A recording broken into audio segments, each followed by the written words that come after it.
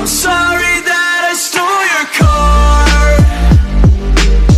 Ain't got those tattoos on my arms that don't mean shit to me. Maybe you should pull the alarm, so I don't take it way too far. Die before I'm 23. I'm sorry, Mom.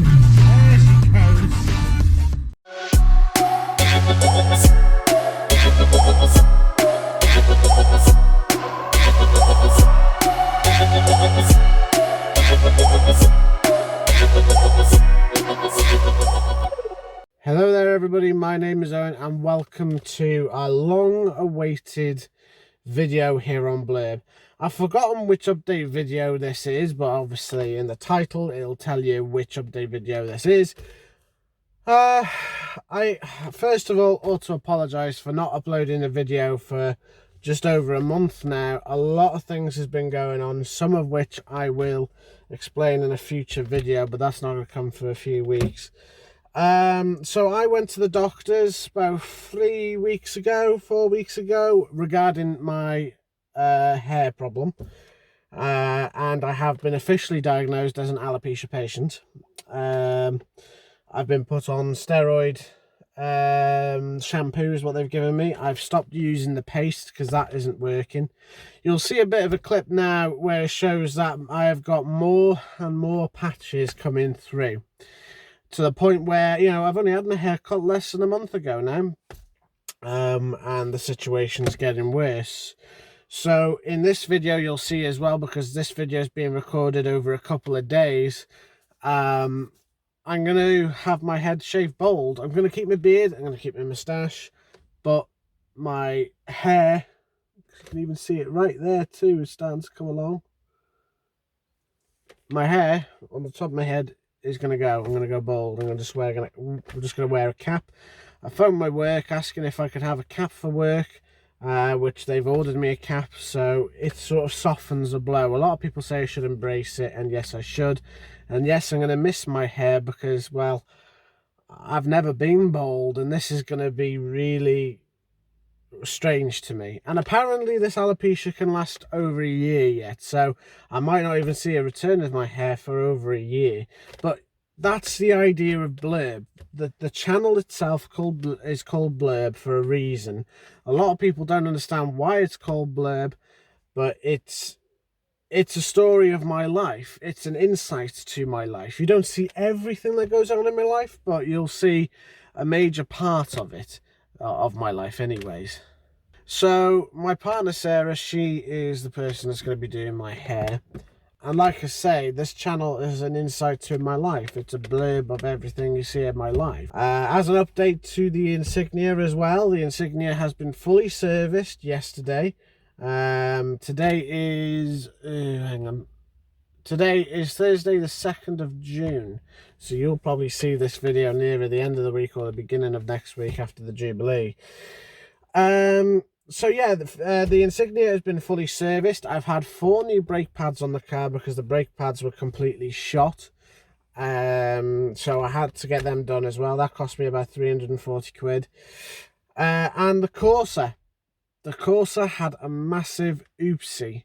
I took it to work last Saturday, thinking, you know what, why not? Everything seems fine. Let's just go and take it to work. Let it stretch its legs, because I hardly use the corsa now. The corsa normally sits at home doing nothing. So I drove it to work on a Saturday, and I drove there fine. On the way back it was fine until I hit a roundabout, or going up to a roundabout on the bypass, where I heard a bang and the car started losing power. Anyways, when I got it home, I checked the spark plugs, and spark plug in cylinder 3 actually blew up. You'll see a photo of that now. So I changed the spark plug set to a brand new set of Bosch ones, even though Fumin hasn't long been serviced either. In fact, actually Fumin was serviced probably about 3-4 weeks ago as well. Whether I mentioned that in my last video or not, because all the stickers and the adhesives now off as well, which, you know, we took them off as well. Sarah helped me out with that also, which she's been a massive help with that. So yeah, Fumin was serviced, and obviously the spark plug blew up, so I changed the spark plugs, and it was misfiring in cylinder 3.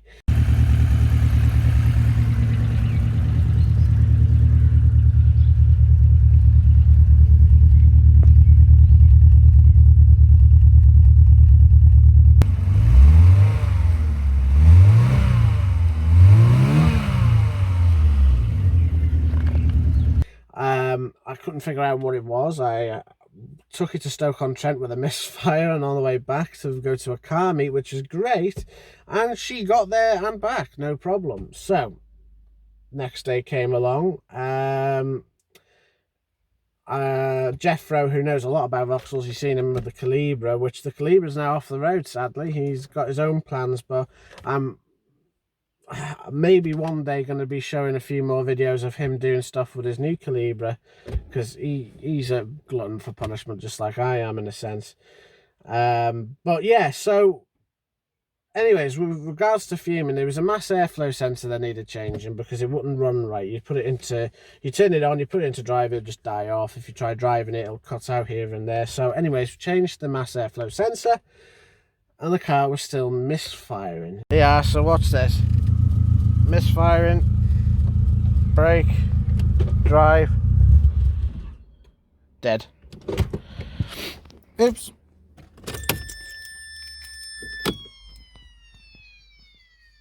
She's dead. Anyways, I drove it from my house to Dean's to do a compression check and found that cylinder 1 was 13 PS, 2 13 PS, 3 8 PS, and 4 13 PS. So there's something that's been damaged in cylinder 3.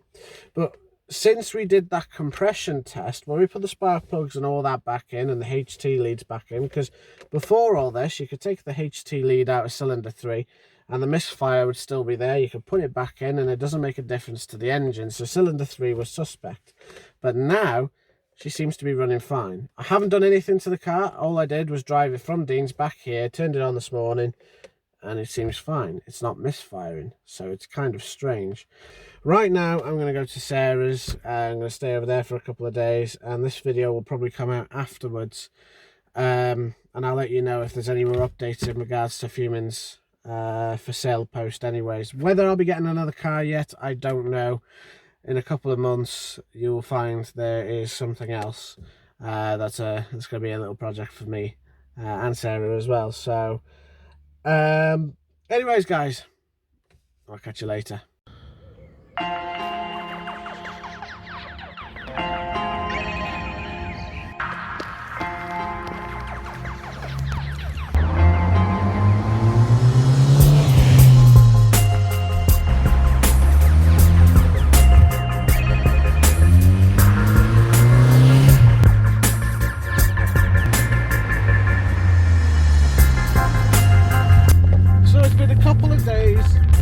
I last made the video that you guys have just seen, and I have some awesome news, but I can't disclose that yet, of what's going to happen in the future. As you can see, I'm driving Fumin, so considering what I said in the last video, saying she was huffing and puffing and, you know, she was struggling to drive, was Fumin. And as you guys have probably therefore seen, she is now up for sale. Fumin, my little faithful companion for the last 3 and some years, 3.5 years, I finally put her up for sale. It's a sad moment, but needs must in some circumstances. I'm not sure if she will last longer with this engine, but I can't afford to change it. Nor can I afford to change the brakes or anything like that. But it's been one of those things where all good things must come eventually to an end. I did take Fumin down to a meet in Stoke-on-Trent not so long ago, and she was only running on 3 cylinders when we went there, but now seems to be running okay. So while she's running okay, as I close this, I'm going to miss the sunroof. I really am. The sunroof has been great. It hasn't leaked or anything, but it's given more light into the interior in comparison to, let's say, for example, the non-sunroof variants with a dark black interior. I've got a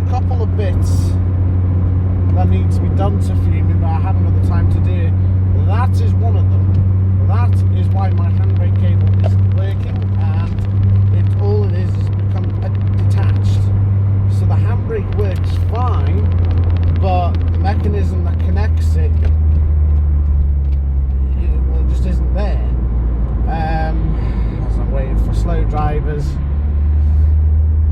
Fumin has been in my life since she was on 63,000 miles. She's now on 75 and nearly 1,500 miles. She served me well. She has. And it has been such a fun experience to have a project car. But what does this mean in relation to Blurb, the channel, you know, the things that Fumin has been known for? It's a difficult question to answer. However, like I've said, Blurb is the story of my life. And if Blurb is the story of my life, then the YouTube content will still continue. You never know, I might buy another project car in future, but it might not be for the little distant future. But I will still be doing a few bits to the Insignia. The Insignia is doing wonderfully. We've had her back for nearly 4 months now, 5 months even. She's just been serviced. She's just had 4 new brake pads put onto her. And I plan on doing a couple of other things to Nia to make her look nice. We went down to Manchester yesterday to a car meet, and that's given me some inspiration on things I want to do to Nia. If you guys haven't already known, I call my Insignia Nia because I'm fed up of people calling the Insigs the Siggies or the Ins or the Sigs or Insig. It might sound insignificant, but Nia is the name I've called my Insignia, and I think it's fitting considering, yeah, she's a good-looking car, you know, and it's obviously a woman, and so I've called the car Nia. No offence to any of you ladies who are watching this video as we speak, if there is any, but in my last video, you guys would have noticed I had hair, and I noticed when I stayed in my partner's for the last couple of days that my hair was getting significantly worse, especially on the top of my head. So as you can see, I'm bald! I'm f***ing bald! It's like one of those things on the SpongeBob movie where the king takes off his hat or loses his hat, and everybody just says, bald, bald, bald. But I had to do it. I had to do it because it was getting worse, but on the top of my head. You couldn't really see it because my hair's that thick. But also my hair grows very quickly, well, in certain places, that is, anyway. So it had to all come off. And to be fair, I'm rolling with it. I think I look alright with it, to be quite honest with you. I think the beard just sort of gets highlighted. I don't often wear caps, but I think this actually quite suits me. It's weird to feel the skin on the top of my head. You know, I've never been bald. I have never had it cut so short. It's not even cut short, it's not there. So it is still getting new to me. So at the moment I'm just wearing my cap so I look somewhat normal. But that's basically what's going on with everything that's going on with the channel. You know, the Fumin is sadly departing from the channel, and she's been great. We're on 559 subscribers as I count from today, which today is Monday the 6th of June, and it's an achievement. You know, people obviously like the Corsa, but I feel like there's more that could be done. I would like something that's a little bit more special. Now, I'm not saying Fumin isn't special. To my heart, she is. She is my first proper project car. I class my Vectra as my project car that I had, but it wasn't. It was a daily. This was bought with the intention of being a project. There will be other bits that we will be doing, like for example Jeffro's Calibra. I'm sure we will be doing some videos on coverage on that too. And also maybe even a couple of bits on Sarah's Astra that we recently purchased. That car seems to be doing great. I don't know how the DS3 is doing. I think that's still on the road, but who cares. But Sarah's old Astra, however, is still on the road. That car is still kicking, and I checked its MOT history, and what a shocker it was. So it was at a good time we got rid of that car. But as it stands here with Fumin, Fumin's running, she is driving, she stops, you know, the horn works, well obviously, but everything I've got attached to the car, apart from the subwoofer in the boot, because the RCA cables have actually died on that, but all the spare parts, everything is going with Fumin as she sits. And I've put her up for 1,600 quid, which a lot of people are going to say is too much, but I've put our nearest offer. If I get offered something less than that, it could be a possibility I may take. So if any of you guys who live in the UK are interested, please give me a message. My Facebook is attached to the channel. Please do with your offers, and I will have a look at them. And you know, you never know, you guys might actually be able to drive Fumin or have Fumin or store Fumin, entirely up to what you would like to do. You know, if you want to change your engine, great. I'd hate to see this car scrapped. I really would hate to see the car scrapped. And the reason why I would hate to see this car scrapped is because it's a classic. Cars are all going to these electric phenomenons, and also Priuses that look battered as high fuck. And the Corsa B, there's not many of them left on the road. I doubt there's many left as an auto, to be quite honest with you. But these 148 valves, they're commonly used in rallies. And with the amount of crap I have given this car, I'm surprised that this engine hasn't given me any issues. And it did give me the issue, which you guys have probably already seen the video of it, or the little clip of it, where it's misfiring. But we did a compression test on it, and it seems to have coughed itself clear. So I suppose part of the spark plug that blew up, that caused the issue in the first place, has dislodged, and well, she seems to be purring like a kitten. So